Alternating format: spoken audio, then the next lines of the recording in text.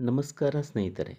ಮಹಾರಾಷ್ಟ್ರದ ಸೊಲ್ಲಾಪುರ ಹಾಗೂ ಸುತ್ತಮುತ್ತಲಿನ ಪ್ರದೇಶಗಳಲ್ಲಿ ಪ್ರಸ್ತುತ ಮಳೆ ಹೆಚ್ಚಾಗಿದ್ದು, ಮುಂದಿನ ದಿನಗಳಲ್ಲಿ ನಾಸಿಕ್ನಲ್ಲೂ ಮಳೆ ಹೆಚ್ಚಾಗುವ ಮುನ್ಸೂಚನೆ ಇದೆ.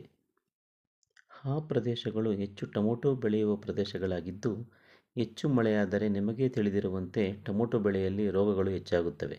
ಅಂಗಮಾರಿ, ಬೂದಿ ರೋಗ, ಚುಕ್ಕಿ ರೋಗ, ಹಳದಿ ರೋಗ ಇಂತಹ ರೋಗಗಳು ಹೆಚ್ಚಾಗಿ ಬೆಳೆ ಹಾನಿಯಾಗುವ ಸಾಧ್ಯತೆ ಹೆಚ್ಚಿರುತ್ತದೆ.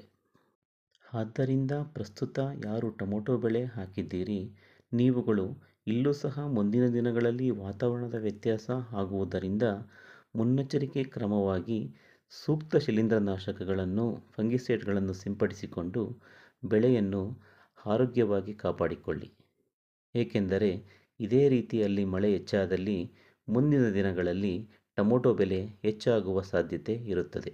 ಧನ್ಯವಾದಗಳು ಸ್ನೇಹಿತರೆ. ಇಂತಹ ಮಾಹಿತಿಗಳಿಗಾಗಿ ನಮ್ಮ ಚಾನಲನ್ನು ಸಬ್ಸ್ಕ್ರೈಬ್ ಮಾಡಿ, ಫಾಲೋ ಮಾಡಿ.